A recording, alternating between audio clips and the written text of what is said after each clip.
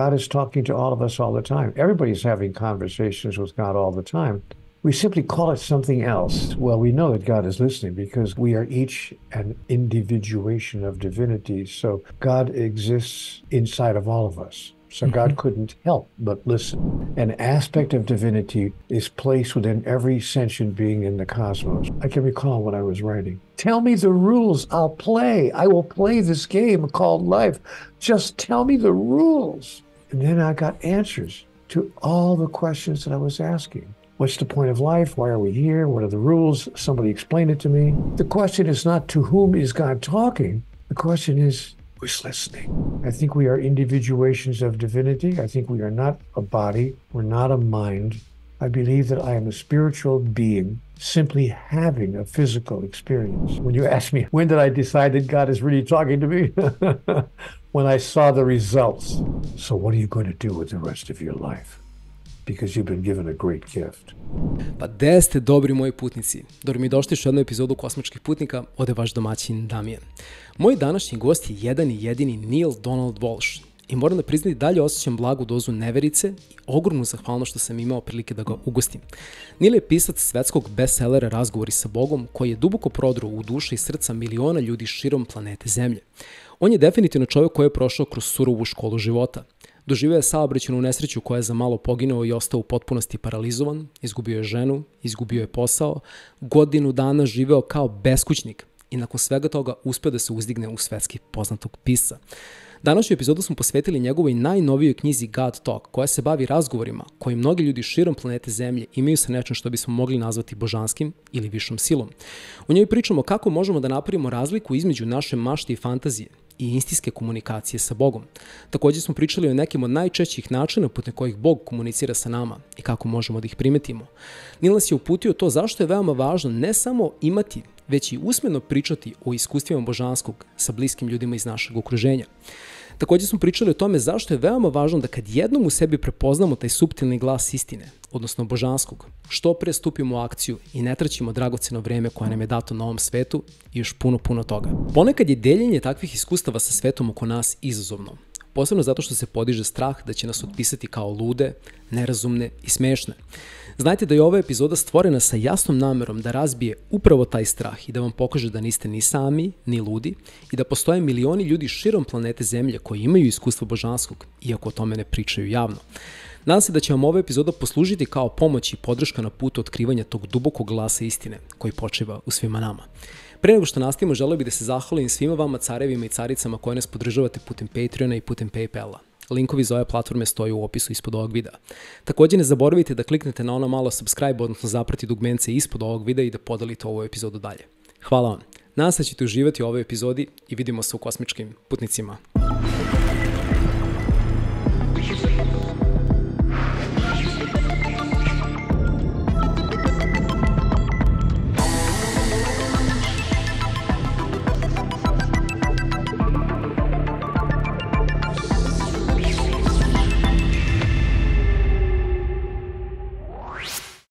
Neale, welcome to Cosmic Travelers. Thank you. It's lovely to be here. Yeah. How can I be of service? It's truly a great honor to host you on my podcast. And I must admit that actually speaking to you at this very moment feels a bit like a dream. Because just about 5 months ago or so, I finished reading your first book, Conversations with God. So in any case, thank you for being here today. And I'm really looking forward to dive into the main subject of today's episode, which is actually your new book called God Talk. So I would like to open this conversation by asking you what makes God Talk special and different from your previous books. Well, I never have written a book on this particular subject before. You know what's interesting, Damien? Most authors write books and then they look for a publisher. And that's how it's been with me for all of my previous books. Yeah. But this book was so different. One day my phone rang. Yeah. And it was a publisher calling me. And they asked me, would you be willing to write a book telling people how they could have their own conversation with God? I said, yeah, no one's ever asked me to write a book before, but thank you. I'll be glad to do that. So I was really excited about the subject, and I I quickly wrote the book in about 2.5 weeks. It was written, and I sent it in to them, and they included in the book, what they did that was interesting. The publisher sent an invitation on the internet to the world, just to the general public, saying, if you've ever experienced that you have had intervention from the divine, send us your story. And they said they told me they received hundreds of emails telling them stories of people's intervention experience. So they put 8 or 10 of them in the book, along with my narrative, to prove to people that it's not just about Neale Donald Walsch. Everybody is having conversations with God all the time. So what makes the book different from my other books is that it really helps people to understand how they can make their own direct connection with God. And it shares with people my idea that God is talking to all of us all the time. Everybody's having conversations with God all the time. We simply call it something else, because, Damien, we don't want to be ridiculed or marginalized or made fun of or told, oh, you're crazy, or even made wrong because you think God is talking directly to you. So people call their conversations something else, a sudden insight, intuition, an epiphany. Intuition. Women's intuition, exactly. Yeah. Or a psychic hit, they'll give it whatever word they can use because they don't dare say that I was receiving information from a highest source in the universe. So what makes the book special, I think, is that it includes a 6-step process that I developed through the years that helped me to have conversations with God whenever I wanted to. I remember a question that arose almost instantly as I was reading God Talk. In a way, you already opened that question, but I would like to use this opportunity to ask you personally. So, if it's true that God communicates with each and every one of us, is it possible for each and every one of us to talk to God? And how do we even know if God is really listening to what we are asking him or her or it? Yes. Well, we know that God is listening because God exists. That is, we are each an individuation of divinity. So God exists inside of all of us. So God couldn't help but listen because God is always within us. That is, an aspect of divinity is placed within every sentient being in the cosmos. We're not out here all by ourselves trying to travel through life. We have an aspect of divinity residing within each of us. So we know that God is listening to us, and God hears everything that we have to ask for or say, which is why even in the Bible it says, even before you ask, I will have answered, saith the Lord. So of course, even before we ask, God, is able to, I want to say, read our thoughts. We don't have to put it into words even. We just have an idea or a thought or a hope or a dream, and God already understands what that hope, dream, or thought is. Because God resides within every human being and with every sentient being in the cosmos. At least that's my understanding. I could, of course, be wrong about this, but I don't think so. Yeah, I just had a thought while you were explaining this to me, is like, if we were to put it in that context, it was as if it's not I that I'm seeing something. It's first God that sees, and then I see it. It's first God that thinks, and then I think. So it's basically not, almost not even possible for us to have any kind of interaction with this within this space-time relative world without God actually first intervening within us or through us. Yes, that's a very interesting point of view, and you could be right about that. Well, in any case, in God Talk, you share your true stories of talking with God, and you also share other people's stories of talking to God. So why is sharing our experiences of God talking to us actually that important? Well, because it allows other people to become aware that such a conversation is possible. Mm-hmm. So that's why it's important, I think, for us to, I'm not sure I'd use the word important, but I think it's helpful, very beneficial for us to share with other people our own experience of the divine, whatever that experience is, whether it's divine intervention or a direct conversation with God or an amazing coincidence or a moment of serendipity or, as we said a minute ago, a sudden insight. Whatever that experience is, it's very helpful and beneficial when we share it with others because it can wake people up. Yeah, I can definitely confirm that through my own personal experience after reading your first book, Conversations with God. I remember it as it was yesterday, that after reading in your book that when God told you that actually he's constantly communicating with you through emotions, I remember after reading that specific part of the book, how I immediately started to listen much more carefully to my emotions and the deeper messages that they were carrying. So in a way, that book or your story of talking with God helped me to doubt less about my personal missions, especially for instance, the mission of creating this podcast and all the values that it has. So I can definitely confirm the importance or the value that sharing our stories of talking with higher intelligence or power or God actually has a deeper meaning to all of us. Well, thank you for telling me that. And I hope people really, really latch onto that and really hear that, because I think that's true for many people. I think your experience is not unusual. And so thank you for sharing it, because it allows us all to know that, you know what's interesting, David? Some people think, what, am I crazy? Or am I imagining this? Am I making this all up? Yeah. That I just received this, this information or this feeling. But when they hear from people like you, who they respect, and they're listening, to your podcast, then they think, oh, okay, so it's not just the crazy people out there who think this. Well, now that I think about it, Damien is one of the crazy people, so maybe I shouldn't listen to Damien either. Please define normal. Yeah, precisely. So, Neil, what was the main event in your life that made you deeply and profoundly assured of God's existence?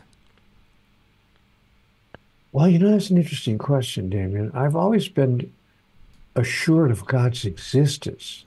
I never thought that God didn't exist, even since I was a child. Oh, okay. Because for two reasons, Damien. Number one, I was raised in a Catholic family, and they sent me to Catholic school.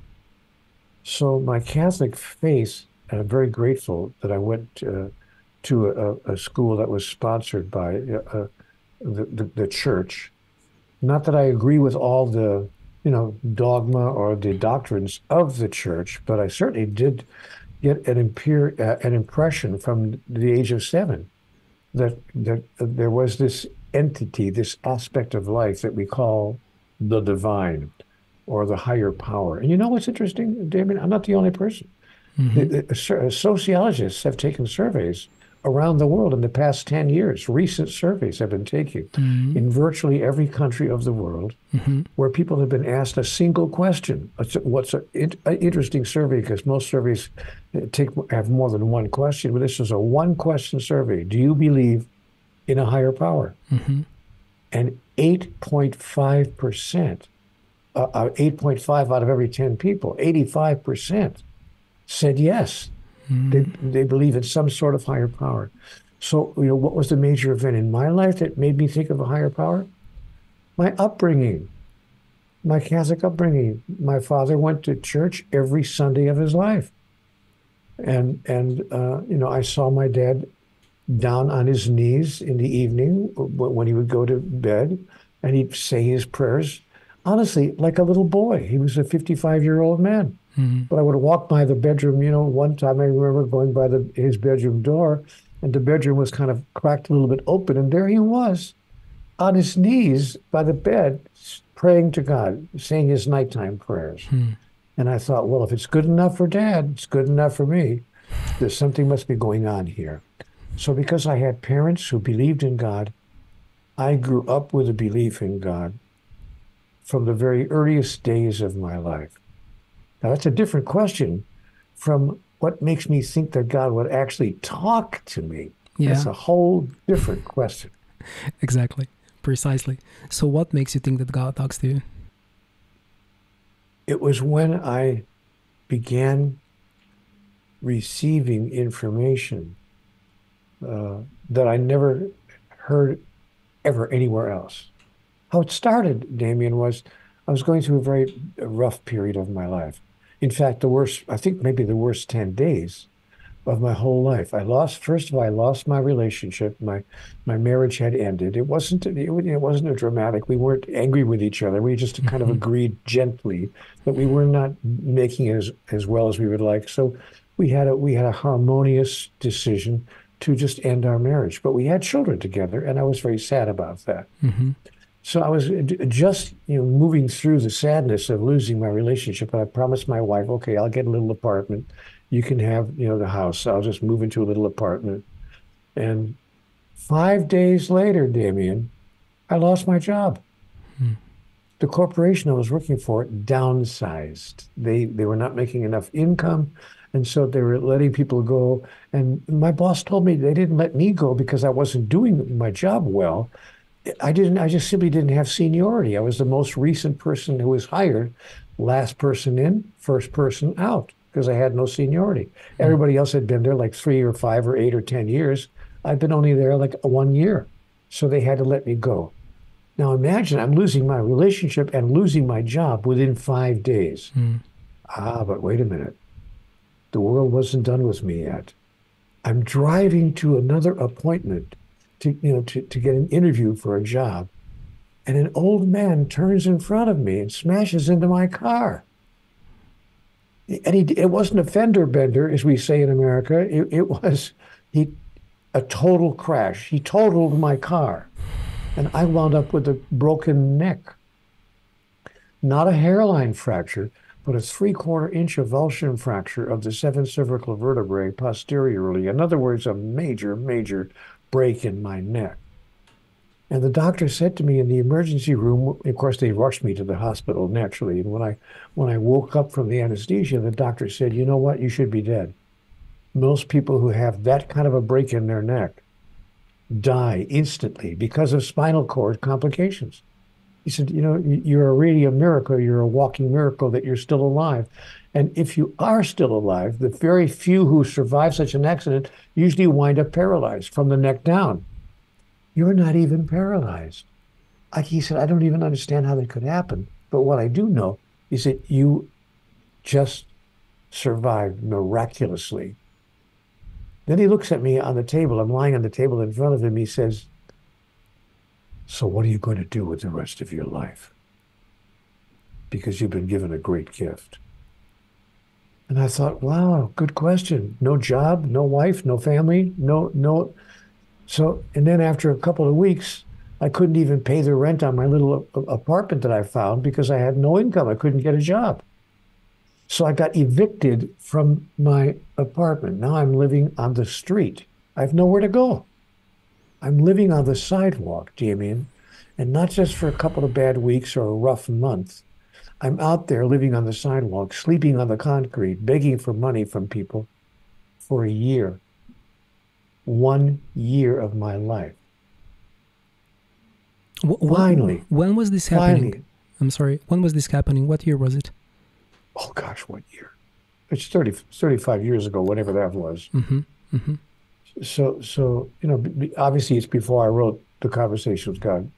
So it's like 32 or 33 years ago. Mm-hmm. But I didn't mark the dates on the calendar, but I can tell you it's an experience you never forget. Yeah. And then I finally managed to get a little part-time job somewhere. And I woke up and I got a little apartment. I finally managed to get out of the weather and into a little apartment someplace off the street. Nothing like living on the street for a year, Damien, going from one person to the other with your hand out. if you could offer me anything, it would help. And no place to use the bathroom. Where are you going to use the bathroom? You have to sneak into restaurants and try to sneak into the men's room and hope that they don't throw you out because you don't look good, you don't smell good, you've been on the street for a year. So believe me, I know what it's like to lose any human dignity. Now I'm in this little apartment. Finally, I got a job. Finally, I'm in my apartment. And I woke up one morning and I'm screaming inside my head to God. Okay, God, I know you're out there because I was raised, I know you're out there. What's going on? What have I done to deserve a life of such continuing struggle? Am I such a bad person? I mean, tell me, what's wrong? How does it work? And there happened to be a tablet, a yellow legal pad on the coffee table in front of me. And so I wrote an angry letter to God just to, I didn't expect, of course, to get any answer. I'm just writing it out just to get my thoughts out. But I'm writing, Dear God, tell me the rules. I can recall what I was writing. Tell me the rules. I'll play. I will play this game called life. Just tell me the rules. And then I heard a voice, thoughts inside my head. Neale, relax. Neale, do you really want answers to all of these questions? Or are you just venting? And my mind says, yeah, you think? Yeah, I'm venting. But if you've got answers, I'd sure as hell like to know what they are. And God said, you are sure as hell, Neale, about a lot of things. But wouldn't you rather be sure as heaven? And I'm like, what? All right, what's that supposed to mean?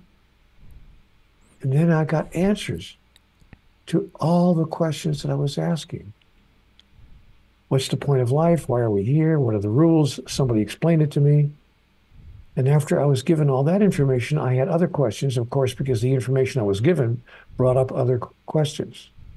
Now, you asked how could I know that, when did I really believe that it was really God answering?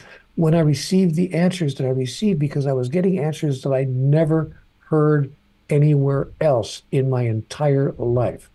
Not after 8 years of religious upbringing in a Catholic school, not after reading portions of the Bible, not after reading other sacred texts. I never heard these kinds of answers. So I thought, okay, I don't know, but it must be coming from some higher source. And that's when I became convinced that I was having an actual conversation with God. And just to make it clear to anyone who's listening to us now, Damien, when I ask God, why me? If you really are God and you're really talking, why would you choose me to talk to? And that's when God said, Neale, sweetheart, I'm talking to everybody. It's not just about you. You're no more special than anybody else. I'm talking to everybody all the time. The question is not to whom is God talking. The question is, who's listening?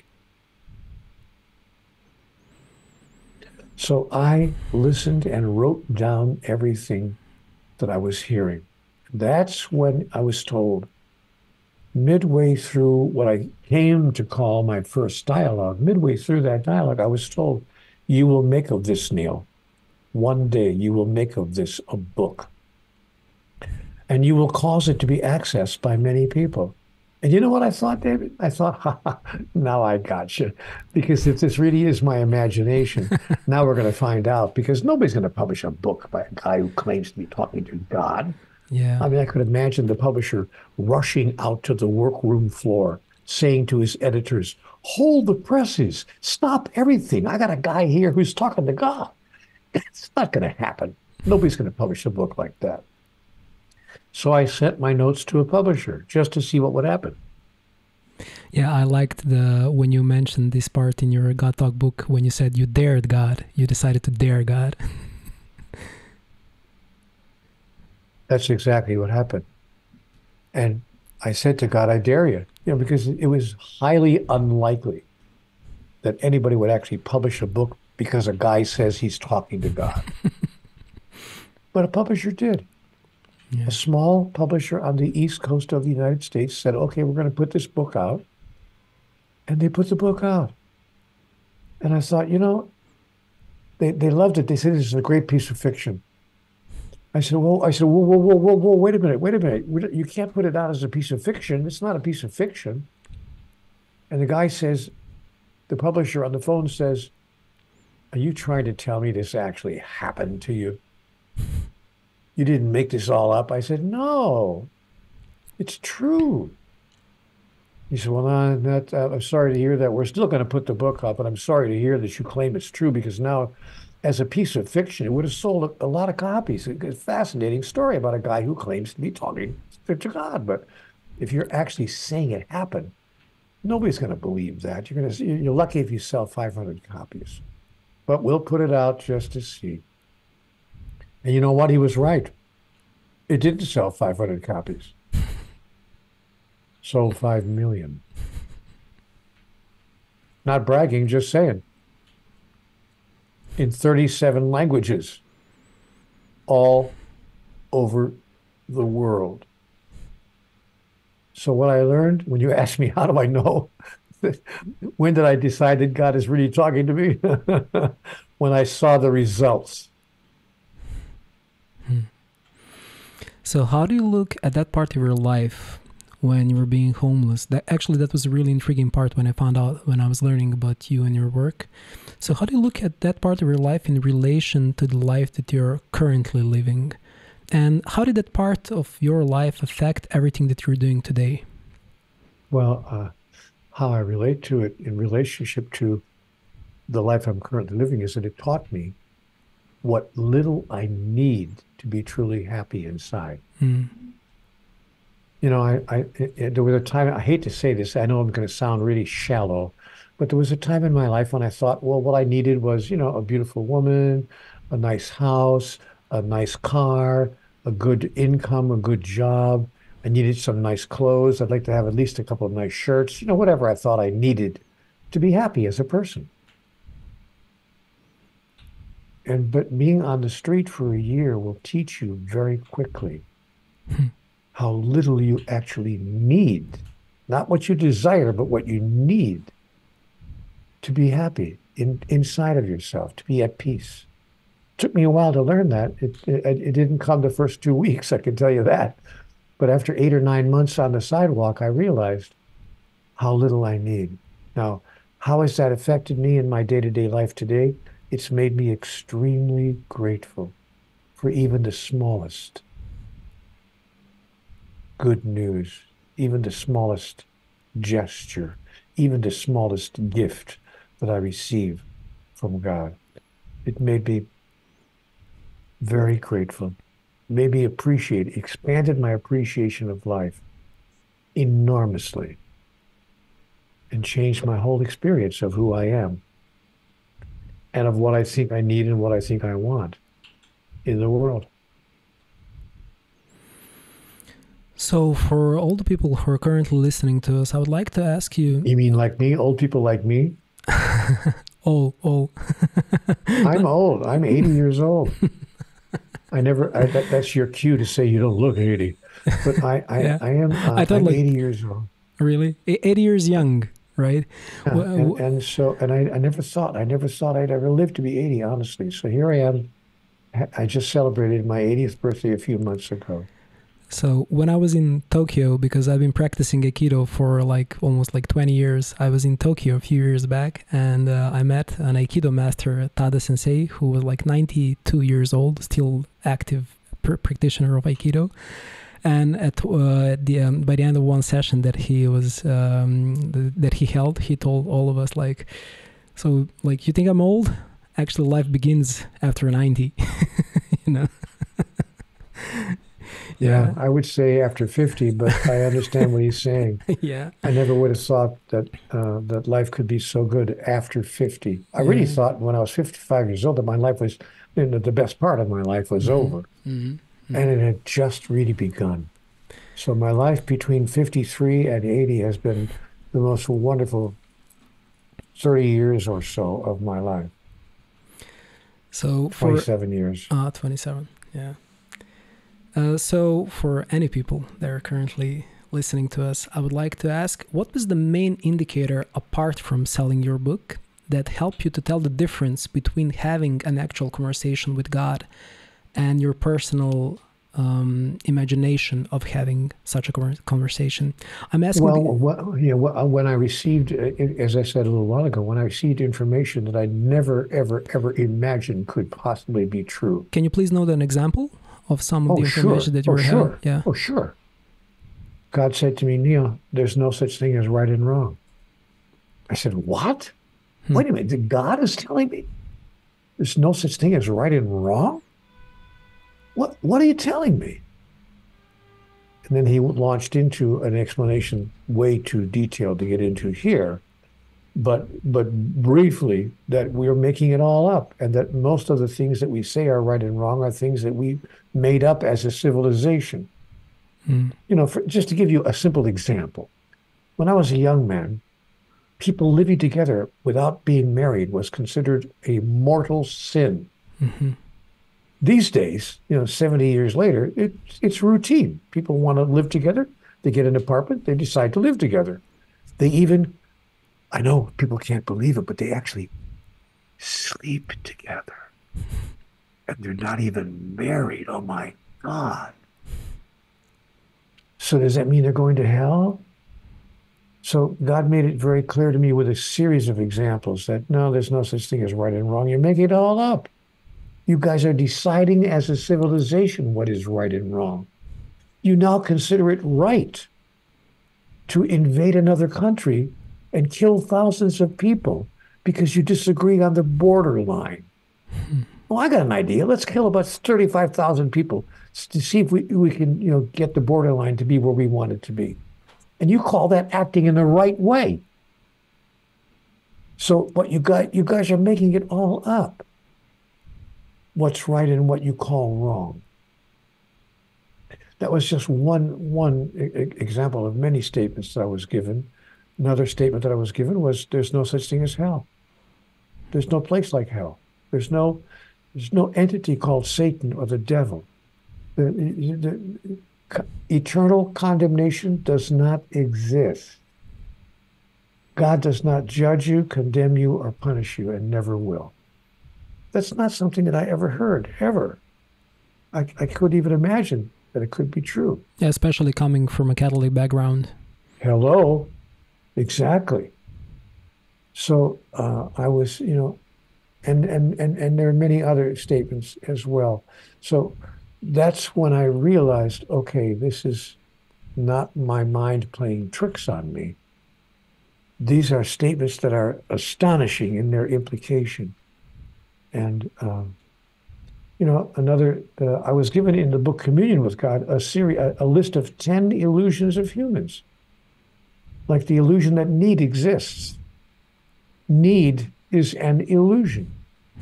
The illusion that failure exists. Failure is an illusion. And many, many other illusions as well. So when I started getting information like that, and I realized I was getting, could I call it basically a college education in philosophy and theology without ever having gone to school. Of course, I flunked out of college. I had no formal education. I did get through high school, barely, but I lasted in college about 90 days. And the dean of men invited me to leave because he said, we don't have enough chairs at our university. And you're not, you at least need to go to class, Mr. Walsh.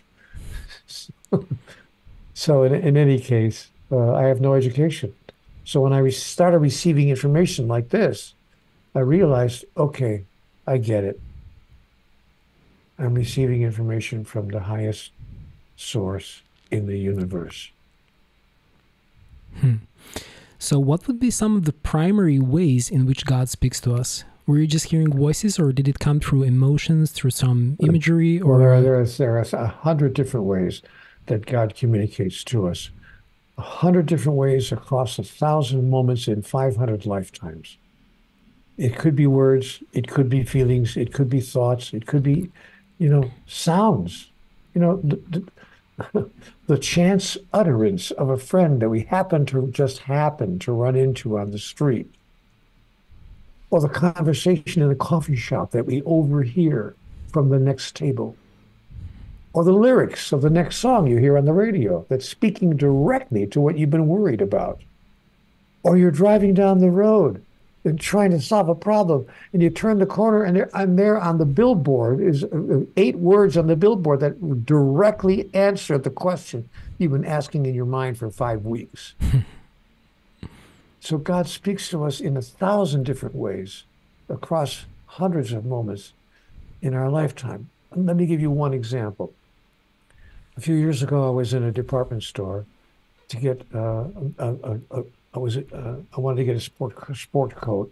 I'm in the menswear department of the store, but I'm smelling gardenia, the fragrance of gardenia flowers, and I'm thinking, I wonder where that's coming from. So I said to the guy who's selling me the coat, I said, is the fragrance department, the perfume counter of the department store nearby? He said, no, it's two stories below us in the basement. I said, really? Why am I smelling gardenia? He said, I don't smell gardenia. I said, wow, that's so strange. So I went home, bought the coat, went home, but I'm thinking about this gardenia, and I realized, oh, that's right, I forgot. That was my mother's signature perfume.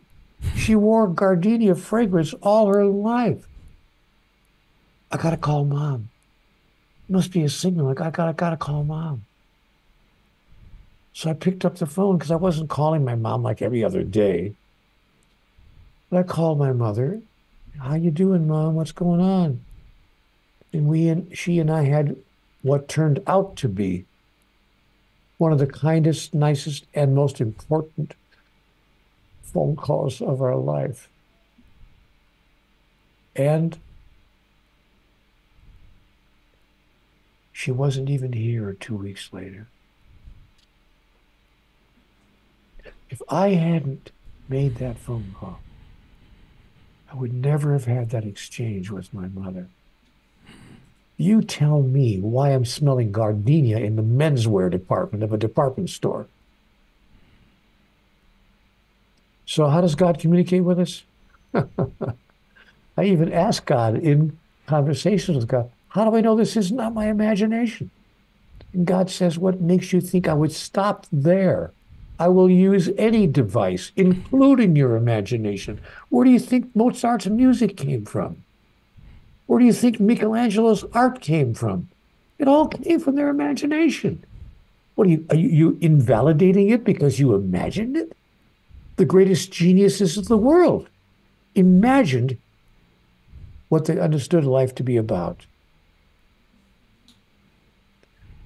So I realized, okay, I have not understood. I thought that when God talks to us, if God was ever going to talk to us, the skies would open up. I would hear celestial music. Yeah, and horns and everything.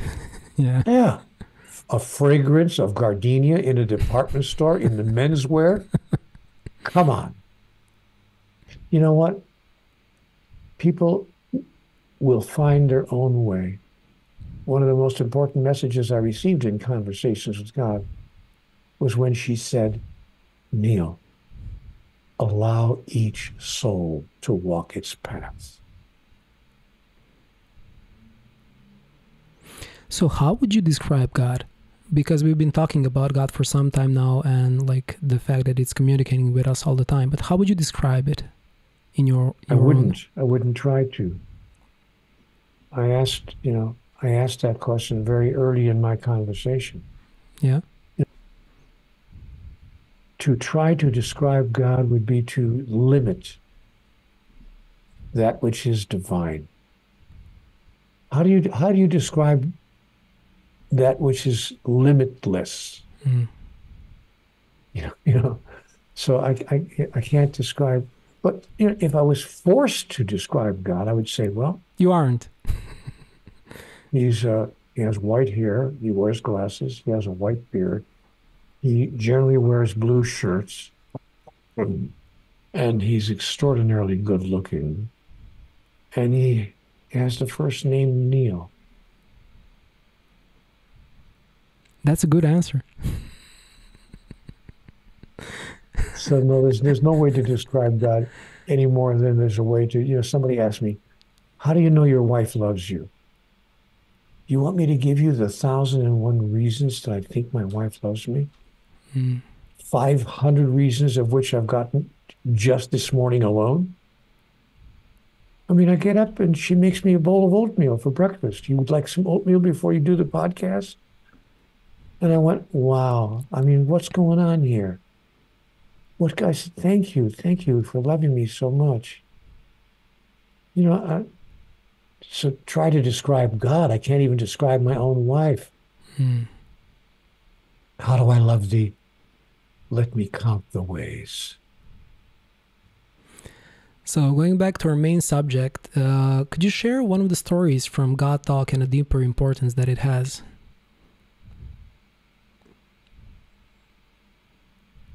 Well, a mother whose answers came through the vision of her child was a really important story. She was trying to figure out, how to solve a particular problem in her life. Problem that she was facing, that involved her whole family. And her 8-year-old child, the story, I'm not going to give away the whole story, but her 8-year-old child says, Mommy, why don't you call, and then he named a person. Why don't you call Dr. So-and-so? And the mother never thought about that, never even imagined it. It didn't occur to her. And she realized, yeah, I should call him. So she got on the phone and talked to this guy. And he had all sorts of wonderful answers for her. Gave her some wonderful advice. And she realized, why would my 8-year-old child, who saw me in the kitchen worrying about something, said, Mommy, what's the matter? You don't seem happy. And she said, oh, I got a lot of worries. And he said, why don't you call Dr. whatever his name was? So these are some of the strange, interesting, fascinating ways that God speaks to us. Also in the book, you share 6 steps you do to talk to God. The third step being willingness. So what does that actually mean, and what can people do to become more willing to talk to God? Well, the reason willingness is one of the 6 steps is that, Damien, we live in a society which does not want us to declare that God is talking directly to us. I mean, most of the world's religions, I'm sure there are 4,000 religions in the world right now. Yeah. 4,223 to give an exact number of religions being practiced on the earth right now. And most of those religions declare that if you say that God is talking directly to you, you're committing blasphemy. Mm-hmm. You're committing heresy. You're committing apostasy. And nobody wants to be called a blasphemer. Nobody wants to be called an apostate. So rather than be disapproved of by everybody from our religion on down, we're unwilling to even think that God is talking directly to us. So willingness is about breaking through our cultural story, the cultural story that says, man, come on, get off it. God does not talk directly to you. So we have to be willing to encounter disapproval and disbelief from anyone we even talk to about it, which is, by the way, what's interesting, because most people who have a direct intervention in life from the divine won't even tell anybody else about it. They don't want to even say anything to anybody because they don't want to be ridiculed or marginalized or made wrong, disapproved of, much less called a blasphemer. So they don't tell anybody about it. They keep it to themselves. But, willingness is therefore an important step in having our interaction with the divine. We have to be willing to believe that such a thing could occur and is occurring right now. So what do you do? What do you give? Maybe that's going to be too rough of a phrase. What do you give as advice to people that come to you and say to you like, Neil, I'm not sure if I'm crazy. I'm starting to hear different voices, or I'm starting to feel different emotions. What do you give them as advice if they doubt that they're actually communicating with God? You shared your own experience, but like, what kind of advice do you give to people that approach you with these kind of questions? Especially because we're living in a society that will somehow ridicule those kind of attitudes if we were to expose them to people around us. I tell them to, first of all, make sure that you're accurately perceiving what is going on. Mm-hmm. Step number 6 of the 6 steps, by the way, is discernment. Mm-hmm. To be able to discern, that is to tell the difference between an actual intervention from higher intelligence in the universe and some weird idea that you got on the internet or that somebody said to you on the sidewalk. So it's important to know the difference. What I tell people, the advice I give people when they say, I'm hearing voices, or I don't know what's going on, or I'm getting messages, I say, well, start keeping track.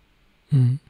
Get a notebook, open a notebook, and start keeping track of what you're hearing and what you are receiving. And then take a look at it. Don't do anything about it like in the next 30 seconds, but give it a day or two or a week or so, and then go over your notes and see if it still makes sense. Mm. What you're receiving and what you're hearing. And then if it makes sense, and if it doesn't hurt or damage or injure anyone, then you may want to pay more attention to it. But no message from the divine would ever cause injury, harm, damage, even bad feelings in another human being. So if you are being instructed, for instance, give you an example, the Bible tells us in the Old Testament that we are told in the Bible that God ordered or instructed human beings to kill over 1 million people. It's right there in print in the Bible. And people for thousands of years believed that God said we're supposed to kill these people or get those people or do this or do that because it's what God wants. Because those people were evil or believed in a different religion, in a wrong faith tradition. So my understanding is God would never, ever, ever send us a message that could harm, hurt, injure, or damage any other living being. Did you receive... So, the advice I would give people is to be very careful with what you're hearing. Keep a record of everything, and then if it brings joy to another person and happiness and health and help to another person, then you may want to pay attention to what you're hearing. So being a worldwide best-selling author, have you experienced any kind of problems with the religious world?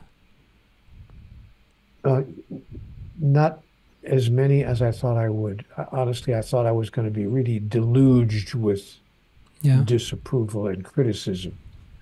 I've gotten a couple, frankly, I've gotten a couple of emails, a few letters, but 90% of the response from people has been very generous and very positive. They've said, you know what, even if we don't agree with you, we're willing to provide the space for you to have your own opinion about things. So, and you know what I got, the nicest letter I got was from a pastor of a church in northern New England in the United States. And the letter said, Dear Mr. Walsh, I can't say that I agree with what you're sharing in your Conversations with God book. Can't say that I agree with it. But I will tell you this. You have sponsored more discussion about God in our church than we've had in 20 years. He said, so thank you for bringing the subject up in a way that hardly no one could ignore. He said, I'll give you that much, and that's been a gift to all of us. So you know what? Most of the response from people of religion has been generous, compassionate, and accepting. Yeah, but I also think that's because the manner in which you presented your work, you presented it primarily through your personal experience. So I believe that if we present something that we have on a personal experience level, not trying to convince anybody of anything, just speaking about our personal experience, somehow we don't experience that much resistance from the other world. People are like, okay, that's your experience. And somehow people that need to hear something that they need to hear it. I think you're precisely correct. I agree with everything you said. Yeah.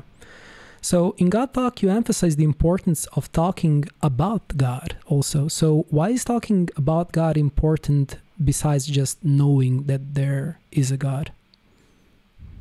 Because it raises the consciousness of people.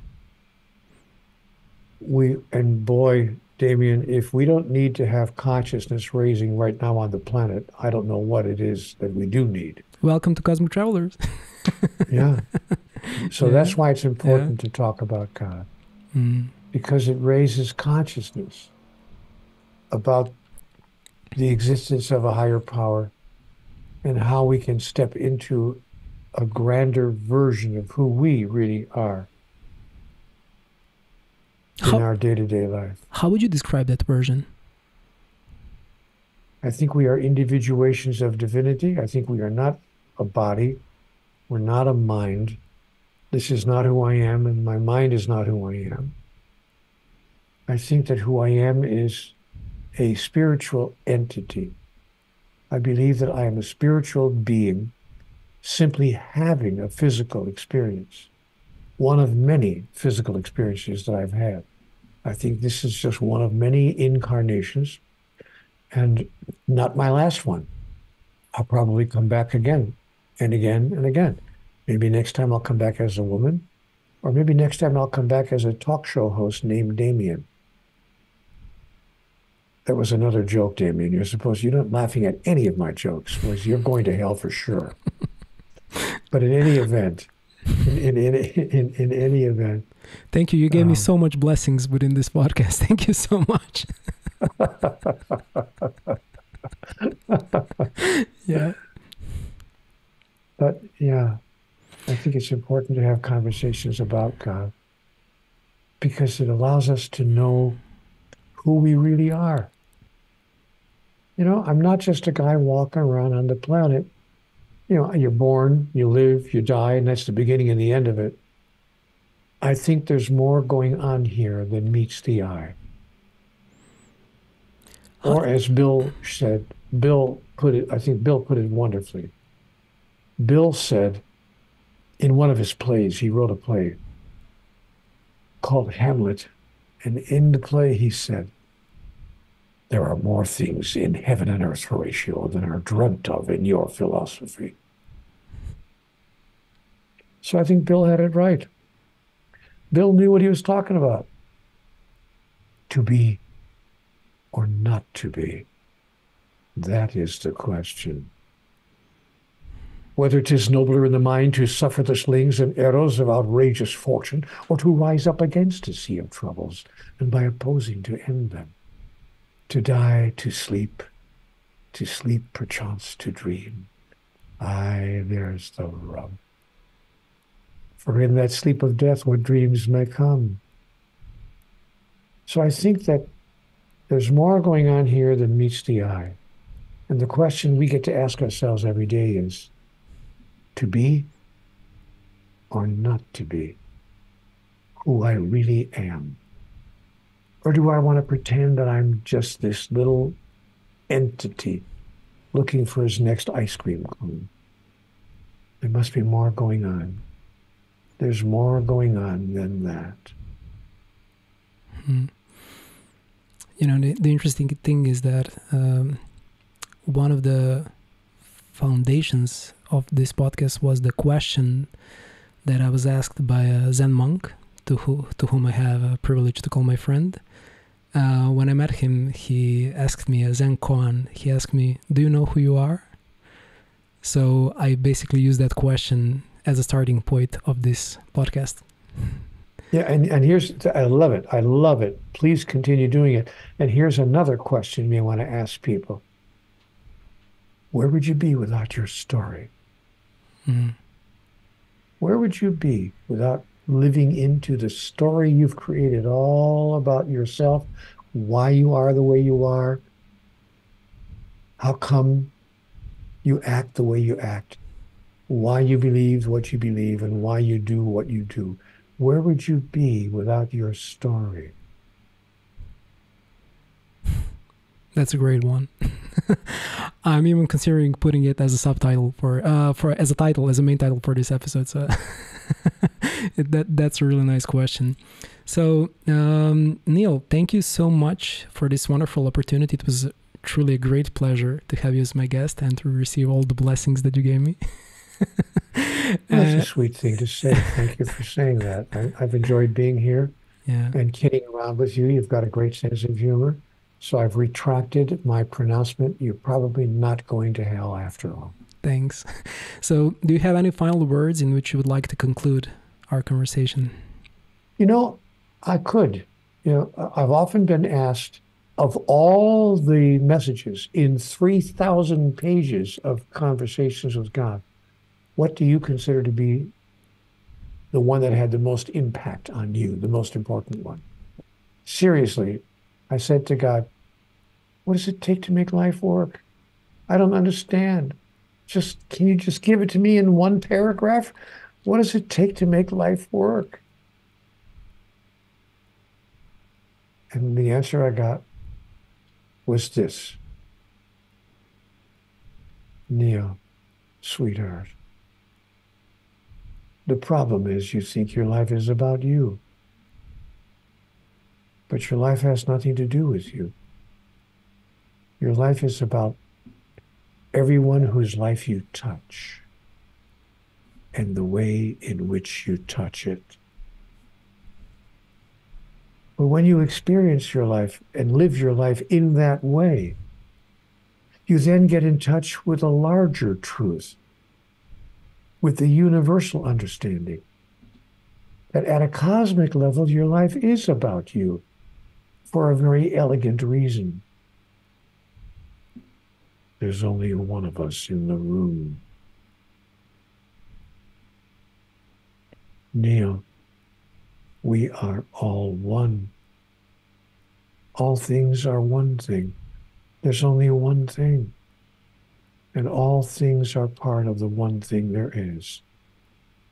Therefore, treat others as you would choose yourself to be treated. Just as the man said 2,000 years ago, do unto others as you would have it done unto you, and your world will heal itself overnight.